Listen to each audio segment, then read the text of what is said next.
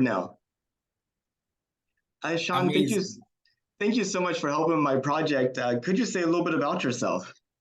My name is Sean Jacobs. I'm the founder and the managing director of the Future African Space Explorers STEM Academy. For short, it's FASESA. I understand, obviously, the whole name is a mouthful. So FASESA for short. So we are a young but growing initiative with the aim of bringing space exploration into the classroom, when the majority of African learners have barriers of entry to the vocation through the lack of access to information and resources. So FASESA, with the collaboration of the Department of Basic Education, the Ministry of Technology and Science, and through a collaboration effort with our global partners, which are global space technology companies, exploration industry leaders, we aim to bring the infrastructure and tools necessary for an African child to explore space from the classroom and eventually reach the stars. So our ultimate goal will be to accelerate and democratize the access to space by granting African students an opportunity to work in the space sector and obviously just to travel in space. At the same time, want to advocate for the creation of a sustainable space ecosystem. How did you get started with this? So basically, I think it's a passion of mine. My passion has always come from interstellar travel. I would be lying to you if I say I wasn't really I didn't have much information, or I wouldn't say I had much knowledge about space exploration, the many benefits of space exploration, and what space exploration is. So I've been watching a lot of videos, and I've been inspired through the videos and the movies that I've been watching. One of them being the movie by Christopher Nolan, Interstellar, in 2014. The first time I watched Interstellar, I kid you not, I didn't really understand the whole concept because I lacked knowledge then. It took me a while for me to actually understand and actually just to fathom what interstellar travel was, what traveling at light speed is, a black hole, a wormhole, relativity, time, and everything. So I would say it's been a passion for the longest time because I've been very passionate about jet propulsion, having humans come to technology or discovering the technology that can allow us to travel at light speed or even faster than light speed. I know there's a term that they call traveling faster than light speed. It's not close by right now. I'll tell you now. But if we can obviously, travel at light speed, I believe we can explore other planets, exoplanets, and we can become a multi-planetary species. For me, that would be a great achievement if it can happen in my lifetime, like Elon is planning with colonizing Mars. And also the Artemis, obviously, us going to the moon will be just the first step. We have to go beyond that. I know Mars is the target, and I'll be very, very happy to be a part of the generation, the Artemis generation, that actually gets to explore another planet or gets to live on a planet or actually send astronauts to another planet. So I think I'm just, it's what a time to be alive. I feel honored and grateful to be, in this space and this generation. And it is really, really amazing. When you talk about the benefits of space exploration to other people, what are some of the things that you talk about? So basically, the benefits of our space exploration, that most of the technology that we're using as humans, it has come from space technology advancement. Once, obviously, the top minds gather, they do space technology discoveries, they'll use it for space exploration. Then obviously at a certain time, it will be commercialized, it will be given to the general public. I believe with space exploration and science advancement, it will advance, it will advance our technology as a whole. And you must understand that through technology, the world has become a global community, and more nations have become less segregated through the advancement of technology. So I believe in the leaps and strides that we are making to go back to the moon and to go to NASA. I believe it's opening up a new era of striking era of space exploration and technology advancement that will benefit a lot of humans, and obviously it will actually improve our lifestyle, it will improve our well-being on Earth, it will improve humanity's well-being and just our betterment in general. What are some technologies that you see have come from the space work? I think if I was to mention something that almost everyone knows, I would say the microwave. That was a space science technology.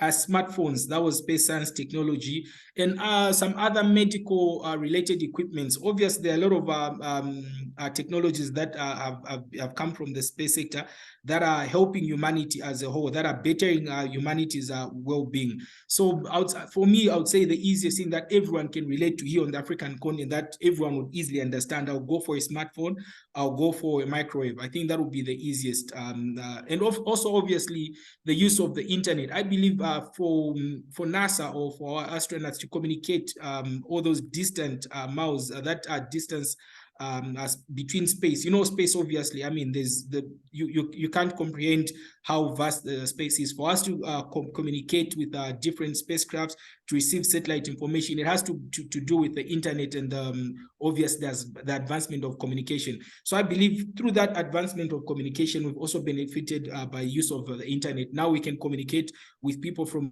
different distances. You don't have to travel there. You don't have to use a coded phone. On your smartphone, you can communicate with someone who's in America. Right now, I'm communicating with you. I believe you're in America. I'm in South Africa. So this is one of the many benefits that space science and technology is, helping humanity and making our lives better. It is really amazing. I mean, just to think of this call like 30 years ago would have been fantasy. Exactly. I mean, think of, I want to give you a simple example. Think of giving the Romans, giving them a smartphone right now. Would they understand how to use it, or what technology that is? They would think it's maybe sorcery or some sort of magic tricks.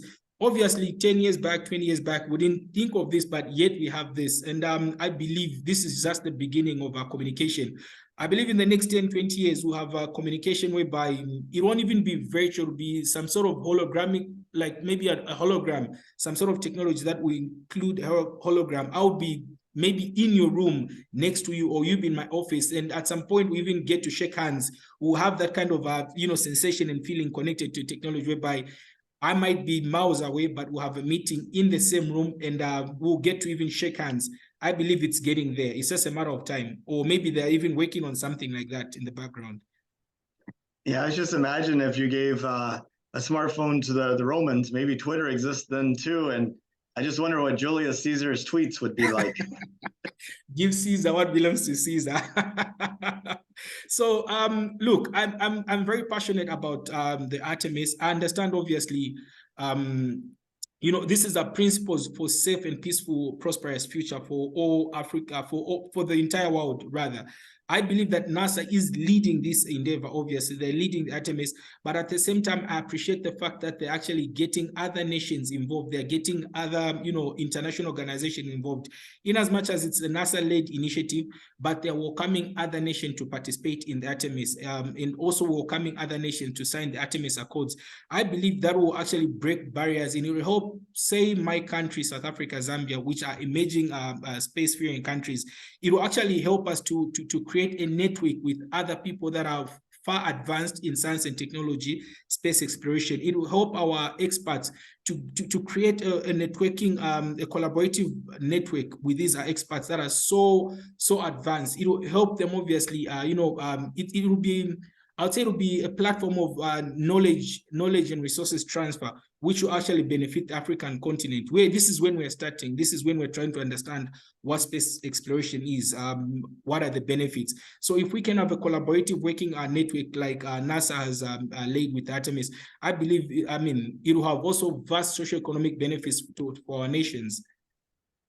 I hope so. And you're right. I mean, last time we went to the moon for all mankind, but it was just an American activity. This time we have the service modules produced by Europe. Yes, the ESA. Canada is producing an arm for the Gateway, and Japan is talking about surface mobility and other things. So it's really neat to see the international collaboration for sure. And not only the international collaboration, there's one aspect that I think is not being highlighted a lot. The fact that it will be the first time that we'll actually be sending a person of color to the moon. That's a huge achievement. That's a great achievement. That's think of America having the first black president, Obama. Look at how it inspired a lot of Africans saying, okay, you don't have to be a rapper, you don't have to be a musician, you don't have to be an athlete to actually make it. There's so many alternatives to life. There's so many career paths that you can take that you can actually, they can brighten your future. So having a person of color, being the Artemis obviously flying flying a person of color for the first time, I believe it will be a huge source of inspiration to other African nations and people of color out there. It's, for me, I feel like it's one of the things that NASA should be actually promoting. It's a very good opportunity for a person of color to also travel. If you look at I think in the history of space, about 571 people have been to space. Yeah, in the history of the world, and 80% have been citizens of the Western world. So if we're breaking that systematic barrier and also offering opportunity to people of color and from different nations, this collaboration will just be the beginning of the very beautiful future and a bright future for all our nations worldwide. Yeah, I mean, it's important for people to be able to envision themselves actually going to space, and getting to see other people that they identify with going helps to open that door. Along the thoughts of like visions, are you familiar with the movie The Martian? The Martian, are we talking about Matt Damon, The Martian, where he got stuck on Mars and he had to obviously look?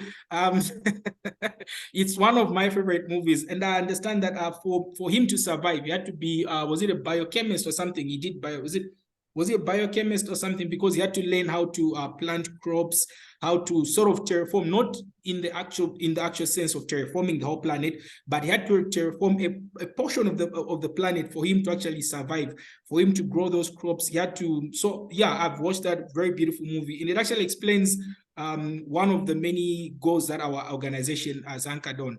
Space is not only dedicated to being an astronaut. The impressive development of our space applications, they give immense opportunities to people that are studying agronomy, biology, chemistry, physics, medicine, law, and so on. So imagine if Matt Damon didn't have a background of agronomy, he wasn't going to survive, he wasn't going to make it. But him having that knowledge of agronomy helped him to terraform that portion of a planet, and it also helped him to obviously to overcome the adversity that was facing on a different planet. That's true. I mean, it's amazing. You just have to solve the problems in front of you. You solve enough of them, you live. You don't, you don't. Exactly. But my favorite is Interstellar. The way Christopher Nolan explained space travel, interstellar travel, a wormhole in a black hole. In as much as we don't know a lot about a wormhole in a black hole, obviously no one has traveled to the horizon of a black hole. There's no data that we've ever received from the horizon of a black hole. We don't, at this time, I think it's just theories surrounding how a black hole works and what a black hole is. We've got about maybe 30, I could be wrong, I stand to be corrected. I think we've got about 30% knowledge of what a black hole is and how we can use a wormhole to travel, to traverse, space. I love the fact that you broke it down into a layman term for a person like me to actually understand what interstellar travel is. It's one of my favorite movies, and I think I've watched it, I don't know, 20, 30, 40, I don't know. Whenever I'm bored, that's a movie that I get to watch. The reason I bring up The Martian is because the writer of The Martian, Andy Weir, he also wrote another book called Artemis. Have you heard of Artemis? I haven't heard of the book Artemis, but now that you've mentioned, it's on my to-do list. Once I leave this call, I have to check what the Artemis is. So he did write a book. Please tell me more about this book. Yeah, he actually wrote it before Artemis was announced, before the trip to the moon was announced. It's a fictional story about a girl on the moon who's involved in some type of caper. But the reason I bring it up is because in this futuristic world, it's the Kenya Space Agency that actually develops the moon. Hold on, you mean Kenya? Kenya's in Africa? Yeah. Wow, that's interesting. How come I haven't come across this? How old is the book? When did you release this book? When was the book published? I want to say maybe 2018. 2017, something like that. Not too long ago, but before Artemis. Wow, this is amazing. I mean, just to think of that and giving an African nation that opportunity to play a huge role in his book.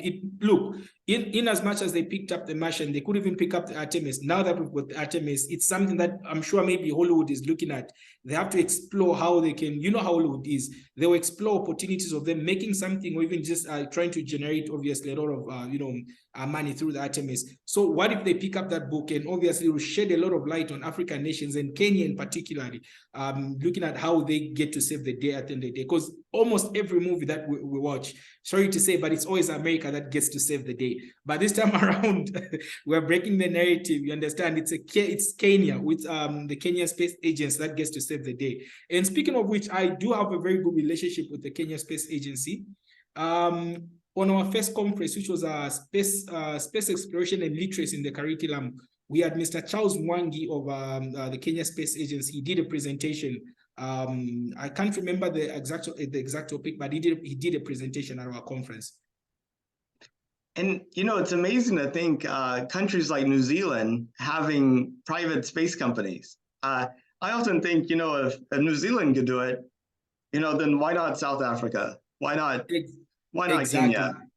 Exactly. South Africa is actually doing pretty well on the African continent. They just signed, I think it was 8 days back or 6 days back, they signed a renewal contract with NASA. NASA will be building some facilities in Cape Town. I think it will be something to do with them tracking down or tracking satellites. I haven't really read the full article, but I just saw it. It popped up on my newsfeed. They just signed a renewal contract. They'll be building something.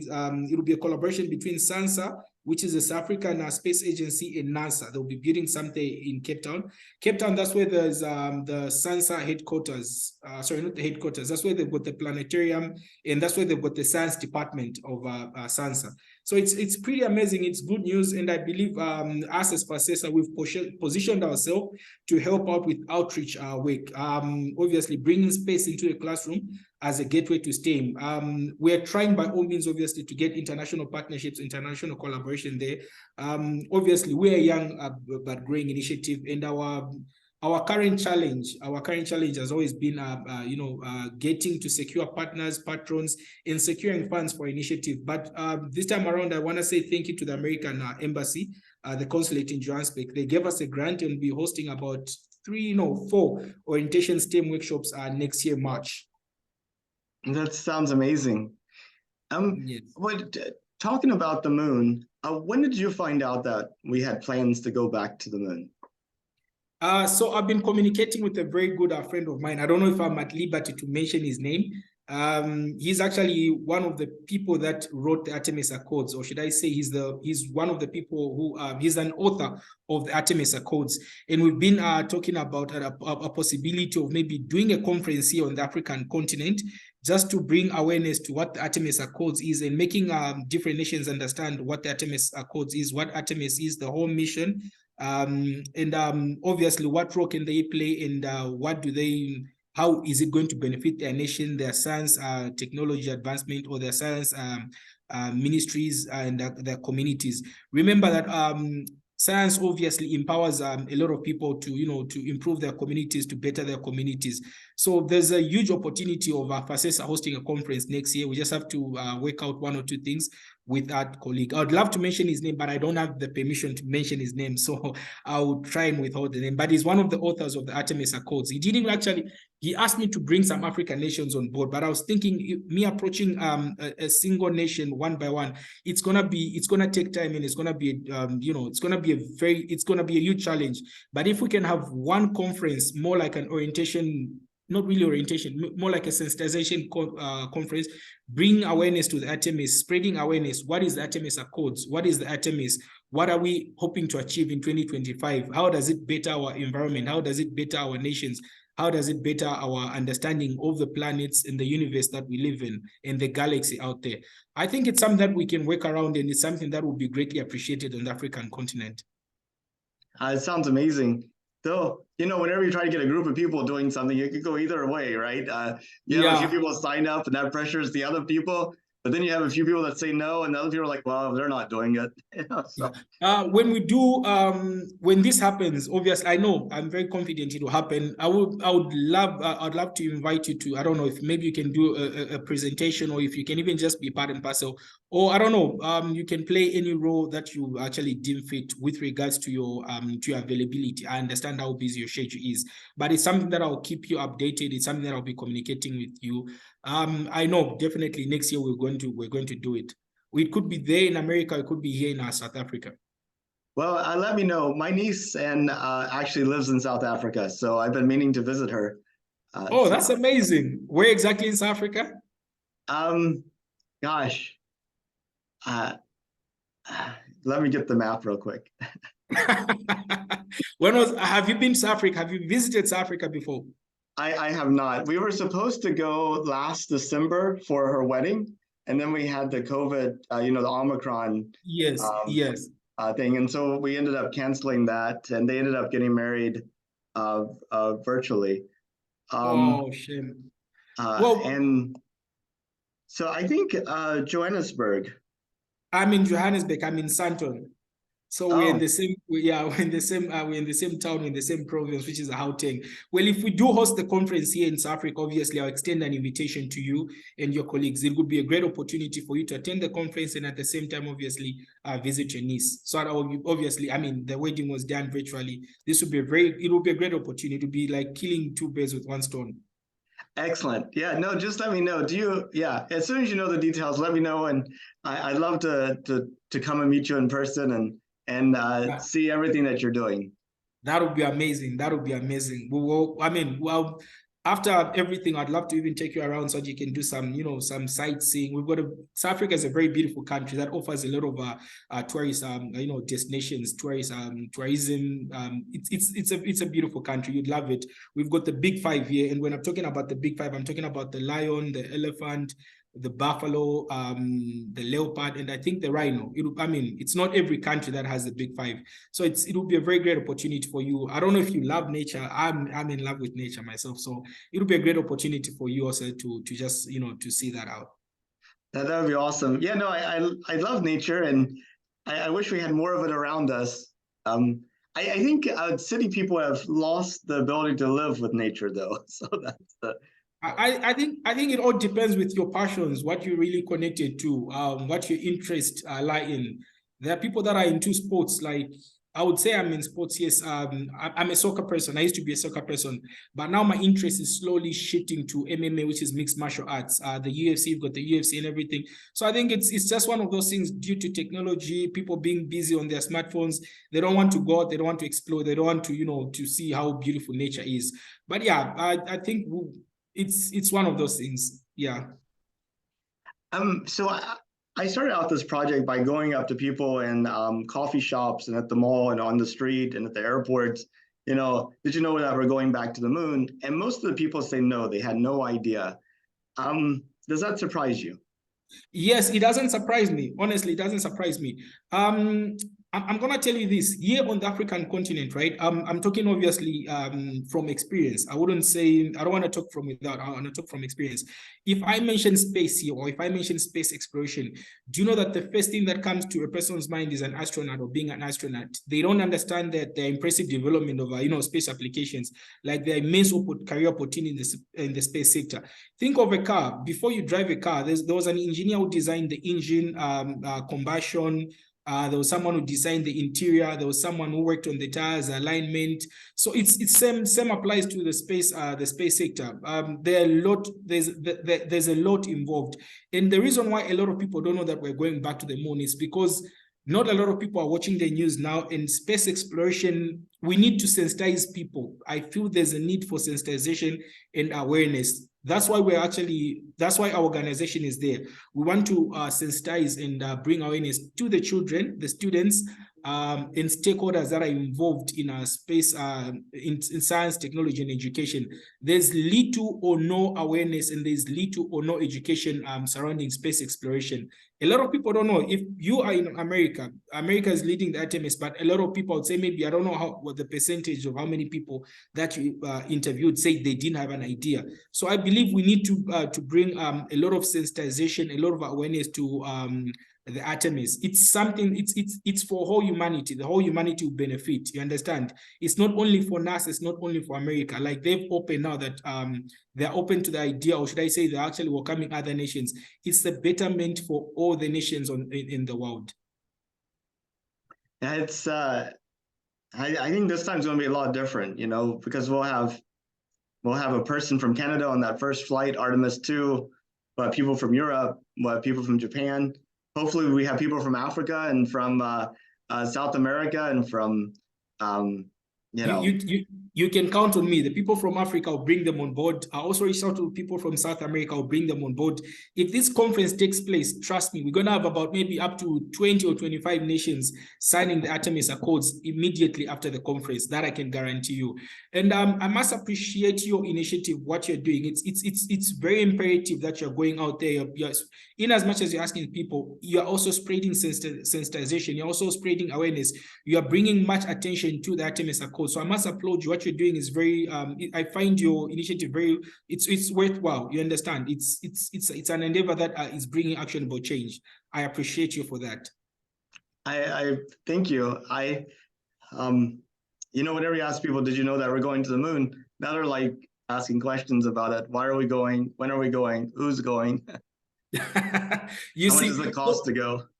At least some that we even ask you, how much does it cost? You can see there's a bit of interest. They're just lacking knowledge, information, and obviously someone to sensitize them. I don't know, how many people have you interviewed on the African continent? If possible, I'd love to maybe connect you with 1 or 2 people that you can interview on the African continent. And that would be fantastic. I think I've probably interviewed maybe about 20 people on the African continent. Oh, that's amazing. I can see your outreach is actually good. Then your network is very good.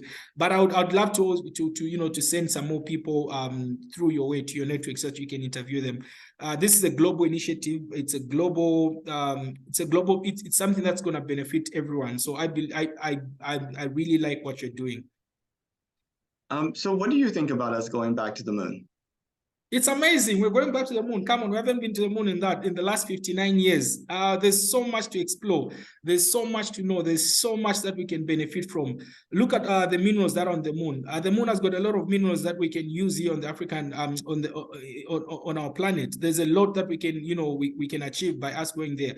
I'm gonna give you an example of, say, we're living in a nuclear era whereby at any given point we are at risk of nuclear war, or we're even at risk of a global pandemic that could be worse than Corona. Imagine if that was the case, and we don't have any other planet for our species to survive, or any other planet for our species to go and obviously colonize for the betterment, for the continuation of our species. That would be the end of all humanity. So us going back to the moon is just the first step of us securing our species' long survival. In the instance of atomic nuclear war, in the instance of a global pandemic that wipes up half of the world, and maybe this planet is not habitable anymore, or we've actually mined all the resources and the planet is not habitable anymore. This is actually the first step of us saying we are going to continue as a race, as a species. And there's a lot of opportunities, and there are a lot of planets out there that are Earth-like, that can actually sustain life, and they can hold the continuity of our species. For me, it would be lack of enthusiasm for the whole species, human species, to die just like that, without us trying to to find another planet that can house us. So for me, going back to the moon, it's a great achievement. I applaud NASA. I applaud the whole Artemis team, everyone involved from the ground up to the top guys that are making the hard decisions out there. And I just want to applaud them, and I want to ask them to continue with these great works that they're doing, because this will also secure the betterment of our future, also secure continuation of our species as human beings. So whenever you look at the future of humanity, say 200 years out, do you see humans living on other planets? I don't see humans living on other planets. I see humans colonizing other planets, different planets. And in the next 200, like you've said, obviously there will be great leaps of science and technology. We'll actually even leave, I think we'll even visit other galaxies by then. I'm sure by then we'd have figured out zero gravity, light speed travel, even faster than light speed travel. We'll figure out how to use a wormhole, to use it obviously as some sort of teleportation, port to bend the very fabric of space and space-time. So in the next 200 years, I see humanity, colonizing maybe up to 10 or 10 different planets. And I see us having a galactic family whereby you find people in the different galaxy, people in a different planet, but we still have a collaborative, galactic family. So I see humans having a galactic family in the next 200 years.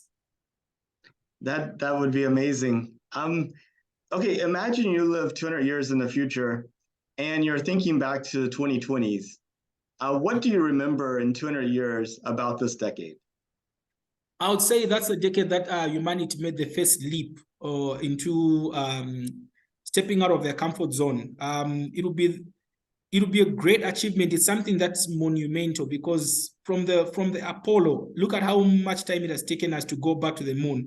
I believe whatever technology NASA and all the exploration industry leaders have been working on, it took them a while because they had to make sure that this is going to be worthwhile and this is something that's going to be positive for all humanity.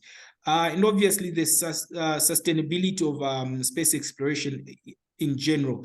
It's a monumental stride that we've taken. It's a very great step that will actually usher in a new era of space exploration. This is just the beginning of humanity colonializing the galaxy.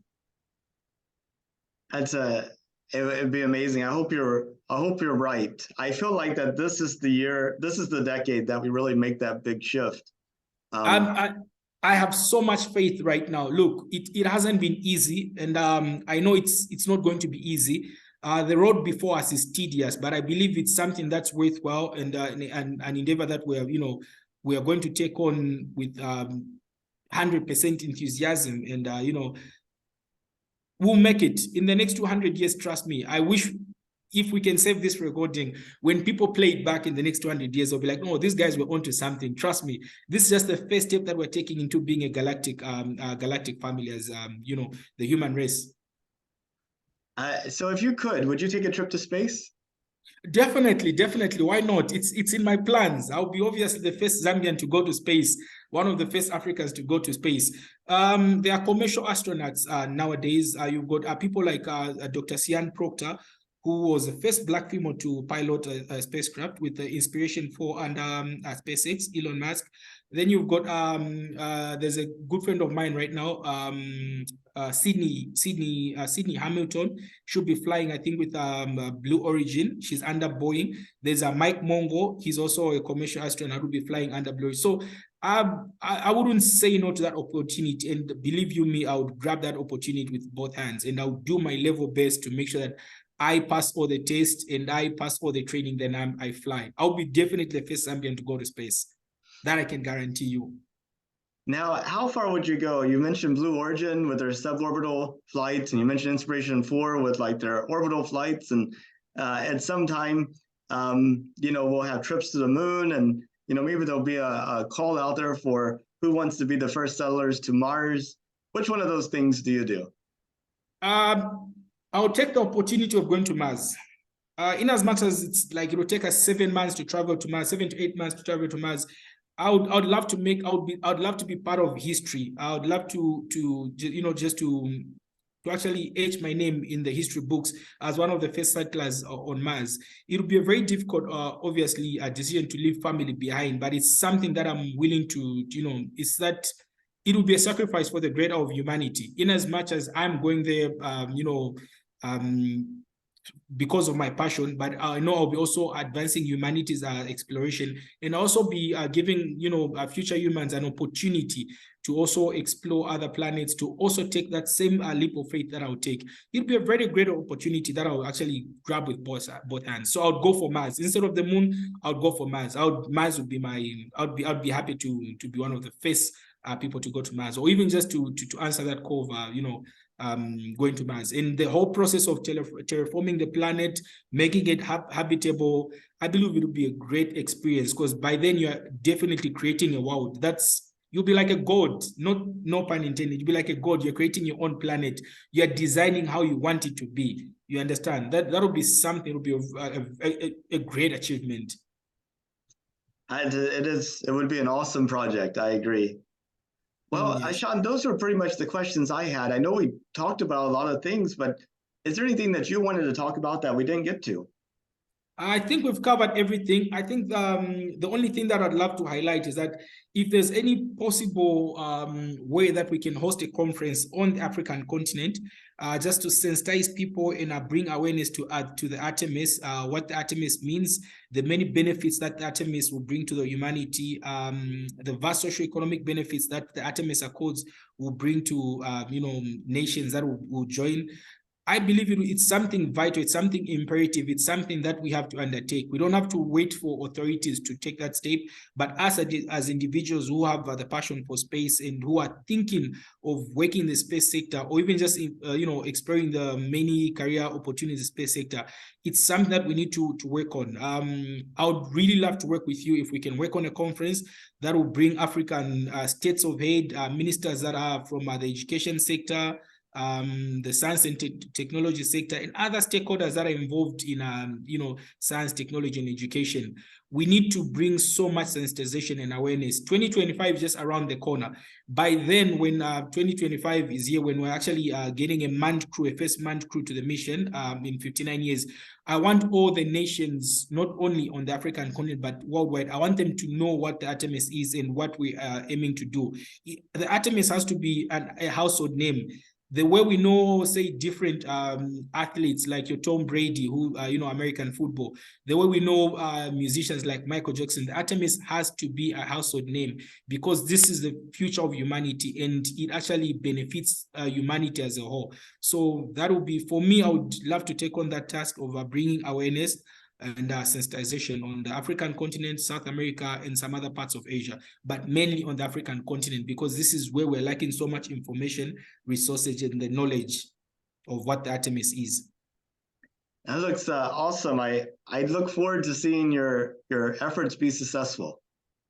Thank you very much. I'll keep you posted. It's something that we're working on in the background, and I'm sure by second week of December, I'll send you something concrete with the dates. It's something that we've already been working on. So we just have to iron out one or two things, and yeah, I'll send you something by first or second week of December. Sounds awesome. Looking forward to it, Sean, and it's such a pleasure to get to talk to you. And I hope you have a good rest of your day. Thank you very much for the opportunity, and have a pleasant, I don't know if it's afternoon or morning or evening there. I'm sorry, I missed the time earlier. So have a pleasant, the rest of the day. Okay, bye-bye. Thank you, Nathan. Bye.